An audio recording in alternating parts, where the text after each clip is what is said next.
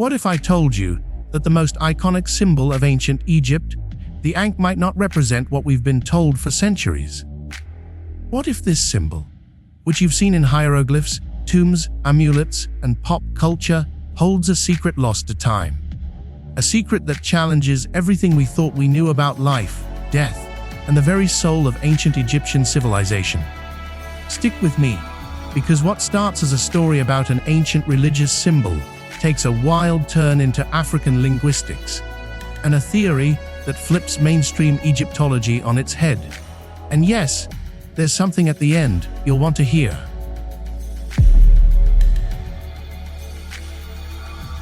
Let's kick things off with the version of the Ankh you've probably heard before, the one carved into the walls of Egyptology textbooks and museum plaques. The Ankh, with its distinctive looped top and cross-like shape, is famously dubbed the Key of Life. It's the poster child of ancient Egyptian iconography, popping up everywhere on temple walls, in the hands of gods, dangling from pharaohs' necks as amulets. Egyptologists, the gatekeepers of this ancient narrative, tell us it's a symbol of eternal life, a kind of cosmic shorthand that fuses the spiritual and physical into one tidy package. Here's the breakdown they give us. That elegant loop at the top.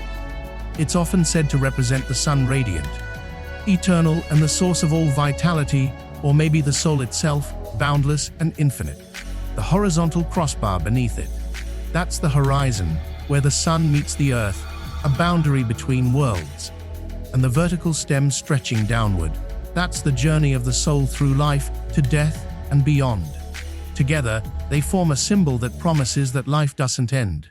It transforms. Picture this in ancient carvings. You'll see gods like Isis, the nurturing mother, or Osiris, the lord of the underworld, clutching the Ankh in their divine hands. They're often depicted pressing it toward a pharaoh's lips, as if breathing immortality into them, a literal gift of everlasting existence. Anubis, the jackal-headed guardian of the dead, sometimes holds it too, reinforcing this idea of a bridge between mortality and eternity. It's a beautiful image, right? Sacred, poetic.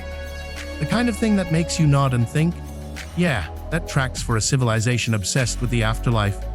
But here's where it starts to feel off. For all its prominence, plastered across tombs and architecture and jewelry, the Ankh's meaning isn't spelled out anywhere in ancient Egyptian records. Think about that for a moment. This is a culture that documented everything. They wrote spells on coffins, logged grain harvests, etched hymns to their gods on every available surface. Hieroglyphs weren't just art, they were a meticulous archive. And yet, when it comes to the Ankh, there's no ancient scribe saying, "Hey, this thing means eternal life." And here's why. No instruction manual, no origin story, just silence. That's odd, isn't it? For a symbol so ubiquitous it's practically Egypt's logo, you'd expect some kind of definitive caption. Instead, we're left with educated guesses, interpretations pieced together centuries later by scholars sifting through the sands. The Key of Life label feels compelling, sure, but it's also conveniently vague. It's like calling a car a motion device, technically accurate, but missing the specifics that make it click. And there's more. The Ankh doesn't just show up in solemn religious scenes. It's casual too, held by regular people in tomb reliefs, etched onto tools, even painted on pottery. Was it really just a lofty spiritual emblem, or did it mean something more immediate? More practical to the folks who lived with it every day? The official story gives us a clean, polished narrative, but it leaves cracks in the foundation that beg for a closer look. So, while the eternal life explanation has held court for generations, it's worth asking, what if we've been handed a half-truth? What if the Ankh's real story isn't locked in some celestial vault, but buried in the dirt of everyday life, waiting for us to dig a little deeper?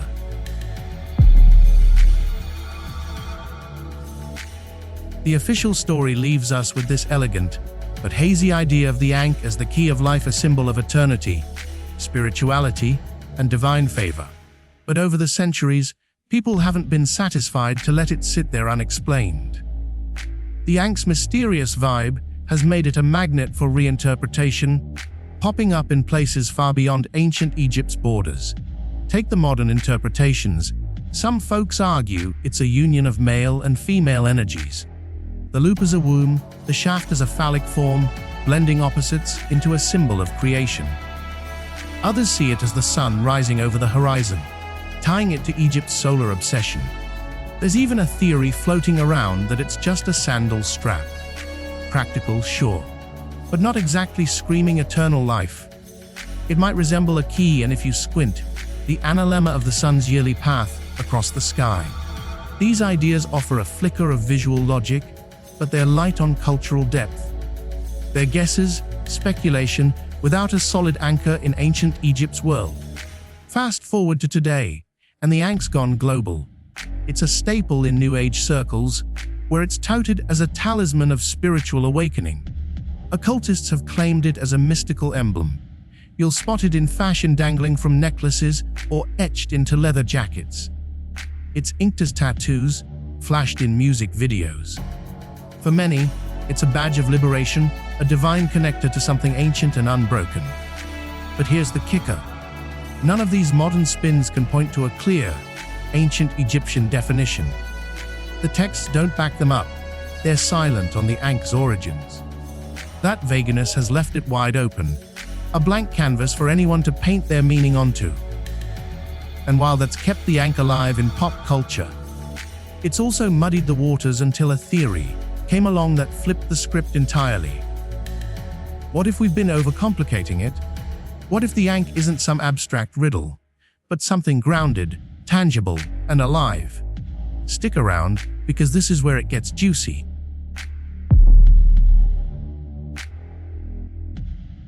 Now, let's dive into the theory that turned heads and sparked debates. The YouTube channel The King's Monologue dropped a bombshell that took the Ankh from the realm of mystical symbols to something far more earthly and equally fascinating. What if the Ankh isn't about eternal life in some lofty spiritual sense, but about the literal lifeblood of ancient Egypt and its African neighbors? What if it's all about cattle? Specifically, the long-horned Ankole Watusi cattle that have been sacred across the continent for millennia. If the Ankh is a stylized cow, let's unpack what that means, because in ancient Egypt, cattle weren't just animals, they were everything. They were food, labor, and wealth and divinity rolled into one. The Apis bull, with its sleek black hide and sacred markings, was worshipped as a living god. People measured their riches in herds. Temples sacrificed cattle in rituals that bound the living to the divine. These weren't just livestock. They were the heartbeat of society. And this wasn't unique to ancient Egypt. It's a thread still running deep through Africa. Take the Ankole Watusi cattle, those long-horned icons of Central and Eastern Africa. In Uganda, the Bahima people name each cow like a family member, dancing for them in ceremonies that echo ancient reverence. In Sudan, the Dinka bleed their herds for sustenance, mixing milk and blood into daily life, seeing them as gifts from the divine. Down in Zambia and Rwanda, cattle are currency, status, and survival passed down through generations like heirlooms. The horns alone, sometimes spanning 6 feet, mark them as symbols of power and grace. This isn't some quaint tradition, it's a lifeline. Milk feed families, hides provide material for clothing and shelter, dung fertilizes fields. In pastoral societies, life didn't just depend on cattle. Life was cattle. And the Ankh, with its uncanny likeness to those long-horned silhouettes, might have been the ancient Egyptians' way of immortalizing that truth. It's not abstract. It's anatomical, practical, a nod to the beast that sustained them. This isn't a wild leap. It's rooted in evidence that's been hiding in plain sight. Start with the word itself, Ankh. In the ancient Egyptian language, the Medu Neta, it's written with 2 phonetics, the N sound and the K sound. Together, they form Ankh, a word tied to life. But here's the twist, that same sound, or close cousins of it, echoes across Africa today, from the Great Lakes region to the Sudan and down to southern Africa, where it's used to name cattle. Those majestic long-horned herds that sustain entire cultures. Travel up the Nile or south from Egypt, and you'll hear it in Uganda as Ankh, in Rwanda as Inka, in Sudan as Auri, amongst the Zulu as Omo. These aren't random coincidences, these are linguistic threads tying the Ankh to the bovine world. Egypt didn't exist in a bubble. Its language and culture grew from the same soil as its southern neighbors. The Upper Nile and Great Lakes regions, credited by ancient historians like Herodotus as Egypt's birthplace. Now let's talk visuals. Picture an Ankole Watusi cow, those massive symmetrical horns curving outward, the proud head, the sturdy body. Then look at the Ankh loop as the horns, the crossbar as the ears, the stem as the face. There's even archaeological pre-dynastic artifact from 3100 BCE called the Gerzes palette, which shows long-horned cattle in a front-facing pose, dated to the same era as some of the earliest Ankh inscriptions. It mirrors the Ankh's shape. It's not just a passing resemblance, it's striking. This theory answers the big questions. Why was the Ankh everywhere? Because cattle were everywhere and central to life, wealth, and survival. Why no ancient definition? It was so obvious to them, it didn't need one, just like we don't explain why water means life. And why does Ankh sound like cattle names across Africa? Because it's not a dead word, it's alive, preserved in the languages and cultures that influenced Egypt. This isn't fringe nonsense, it's built on linguistics, archaeology, and ethnography. It flips the Ankh from a vague spiritual symbol to a cultural cornerstone, a tribute to the pastoral roots of Africa's Nile Valley civilizations. This isn't symbolism stretched thin, it's a silhouette etched in stone. It's continuity, a cultural echo from pre-dynastic Egypt to modern Africa. It's not just a religious symbol, it's a cultural fingerprint. It's ancient Africans saying, "This is our life, our wealth, our connection to the divine." It's a symbol forged in the dust of the Nile Valley, not some ethereal afterlife promise. And that's what makes this theory so electrifying, as it ties ancient Egypt to a broader African story, one that's still alive and mooing today.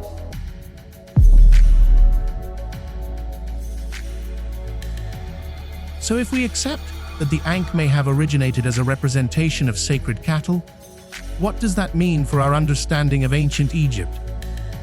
It means the Egyptians weren't just focused on the afterlife, they were deeply embedded in the living world. Their gods didn't just offer supernatural promises, they were rooted in the daily rituals of farming, herding, and survival. The Ankh didn't promise abstract eternity, it honored the eternal cycle of life on Earth. Life as nourishment, life as movement, life as continuity. In this light, the Ankh becomes more than a spiritual emblem. It becomes a cultural bridge, a living reminder of Africa's deep and interconnected heritage. And it asks us to re-examine other ancient symbols that we may have misunderstood.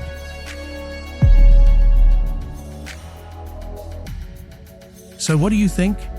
Is the Ankh a divine key to the afterlife, or a sacred cow immortalized in stone? Special thanks to the King's Monologue for bringing this theory to light. Their research helped ignite a fresh look at one of history's most enigmatic icons.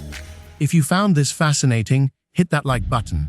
Subscribe for more decoded mysteries, ancient secrets, and high-stakes historical revelations.